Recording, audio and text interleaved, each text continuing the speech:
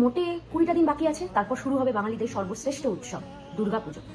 এই পুজোর জন্য সারা বছর বাঙালিরা অপেক্ষা করে। প্রতি বছরের ন্যায় এই বছরও দুর্গাপুজো ভীষণ বড় করে আয়োজন হচ্ছে কলকাতায়। বিভিন্ন পুজো প্যান্ডেলগুলো আবার নতুন করে বিভিন্ন প্যান্ডেল থিম আনবে এবং সেখানে প্রচুর মানুষের সমাগম হবে। না, আমি বলছি না, এটাই ভাবা হচ্ছে। তাই জন্যই তো বলা হয়েছে উৎসবে সামিল হন। কথায় আছে না, শকুন অপেক্ষা করে কখন গরু ভাগাড়ে থাকবে।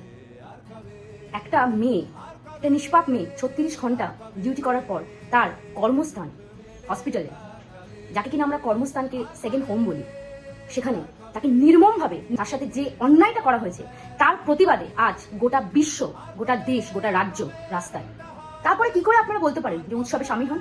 ফেসবুকে আপনারা সবসময় বলছেন আক্রমণ করছেন, যারা প্রোটেস্ট করছে তাদেরকে রং দেওয়া হচ্ছে। একটা মানুষের পরিচয় কি লাল এবং কমলা গেরুয়া রং?